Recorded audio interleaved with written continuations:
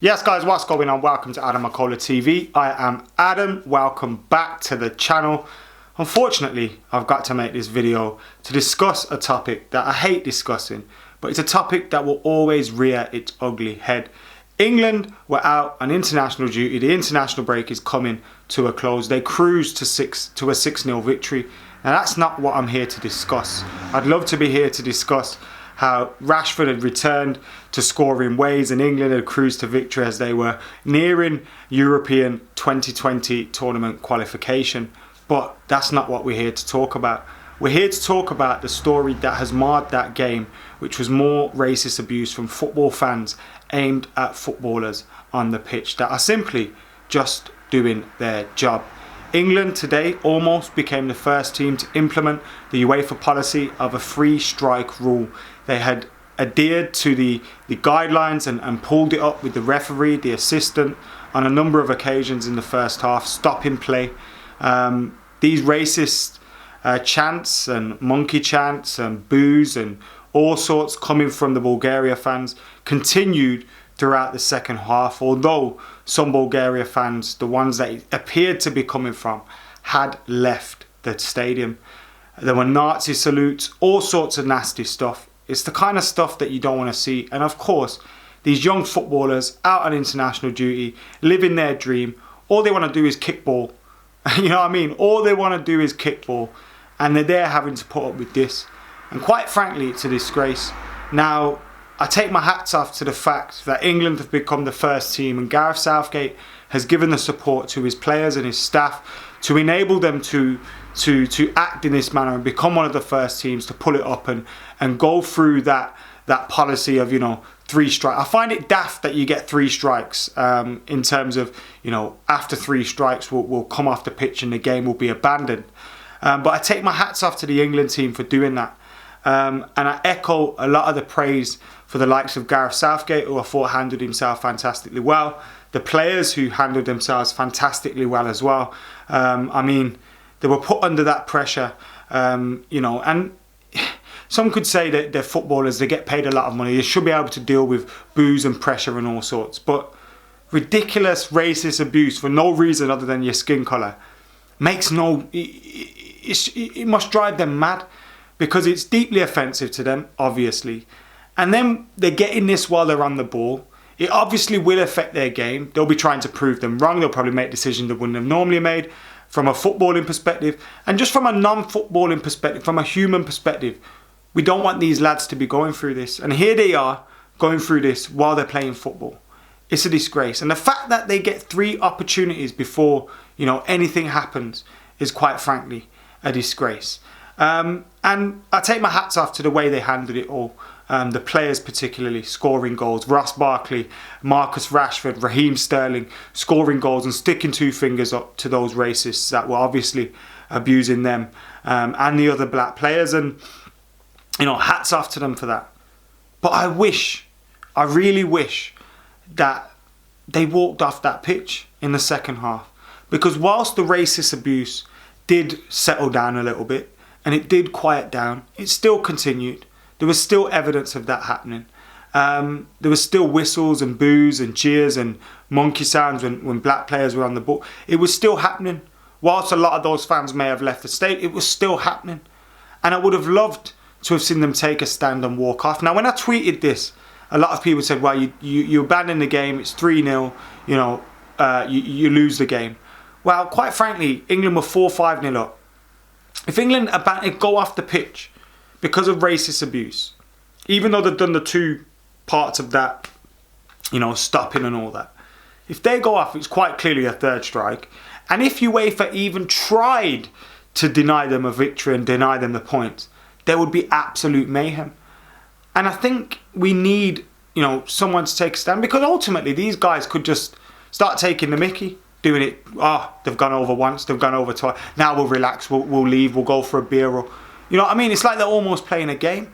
And Bulgaria fans, I think they had a partially closed stadium already because of racist abuse. So they're clearly not bothered by it. They're not bothered by what's happening.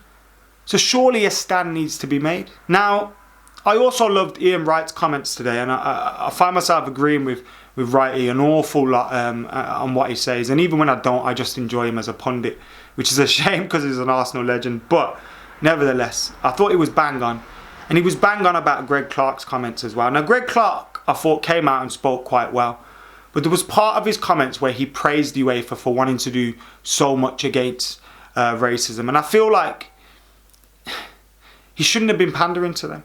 He should have actually used that opportunity to make a statement against UEFA and saying, our players shouldn't have to be dealing with this. Young players shouldn't have to be dealing with it. They just want to play football. You should be dealing with this. UEFA, FIFA, the Premier League, all these big Serie A, La Liga, whatever. Because it's a problem everywhere. Greg Clark rightly pointed out, it's not just a Bulgarian issue. It's an issue at home as well. It's an issue in England. And he was right to point out. I was glad he pointed that out. But pandering to UEFA, we should have taken that opportunity to make a stand. Finding these nations and these clubs when they're found guilty of these things, it doesn't bother them. Partial closures or closure for a game, it doesn't bother them. If you start imposing either heavy fines or closures for longer durations, much longer durations, and making them force them to play behind closed doors, the financial impact that will have on these nations will force them to act. It will force them. Surely you can stop these guys getting tickets once they've been found out, or if they've got a history of it, you can stop them getting tickets. Surely that can be done. So why isn't there pressure being put on these nations? I'm sure if at Old Trafford somewhere or wherever there was someone hurling racist abuse every single week from their seats, I'm sure they'd be gone after a few weeks at minimum. I'm sure they'd be gone. Because, you'd be able to identify who they are, their seat, whatever. And these guys ain't just going once a time. These are consistently going to games. So surely you can identify them and enforce, they're not getting tickets. But there's not enough, there's not a knockdown effect. UEFA, FIFA, all these guys imposing heavier sanctions on these clubs. So these clubs are forced to act. So then you impact your fans and you impact the people that are turning up to stadiums that actually want to do this bollocks to think about it as well, or just not turn up. You have to get heavy-handed with this. You can't be taking a lenient approach. And that's why I do take my hat off to the players and Southgate and everyone for the way they handled it. I thought they handled it with class. But I wish they would have came off and just made that bigger statement. But like I said, we shouldn't be forcing these. Tyrone Mings was making his international debut today. You think he wants to come off the football pitch because of idiot? Of course he doesn't. We shouldn't be leaving it to these young lads to make these decisions and have to be forcing. We should be protecting them, and the footballing bodies should be protecting them. And now, yes, it is a societal issue, but football is impacting. Football is huge. Football is massive, and we can have an impact, and football can have an impact on society. So whilst it is a societal issue, I think, they need to do a lot more. And it's pointless, these hollow statements. There was a flag about say no to racism unfurled by UEFA in a zone where fans were banned for being racist. Yet there were racist fans in the other stand. What is the point in these slogans and these statements if you're not backing them up with proper action? What is the point? Now, there was some good parts to this to the story today. Some positives in the absolute shitstorm. Evil Popov going over to the fans and trying to make them stop. The way the Southgate and the players handled themselves. But ultimately, it's a really bad day. I thought it was a nice touch to England fans as well, singing about who put the ball in the racist net, Raheem fucking Sterling. I love that stuff. Like sticking two fingers up to them.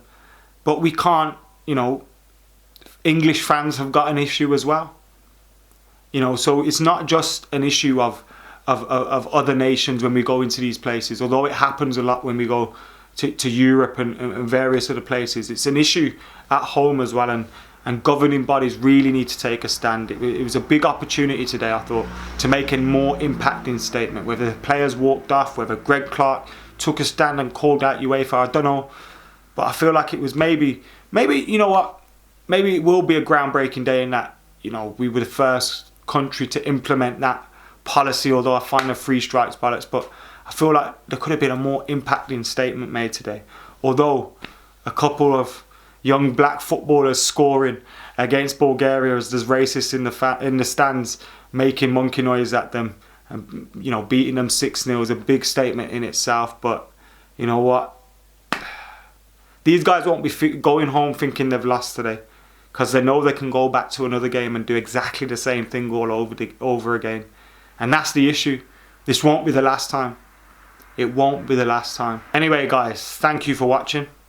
Let us know your thoughts on the debacle. Do you think England handled it perfectly well, and you know what, they shouldn't have walked off?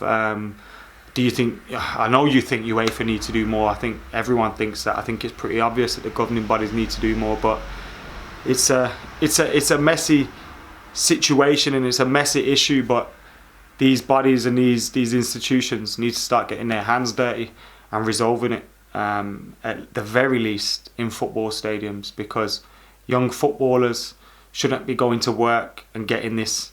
Football fans, you know, normal football fans, 99% of football fans don't want to go to football stadiums and hear this. So it needs to be sorted. Let us know your thoughts in the comments below. Subscribe, comment, like and share. For now, I've been Adam McKola. I'm out of here.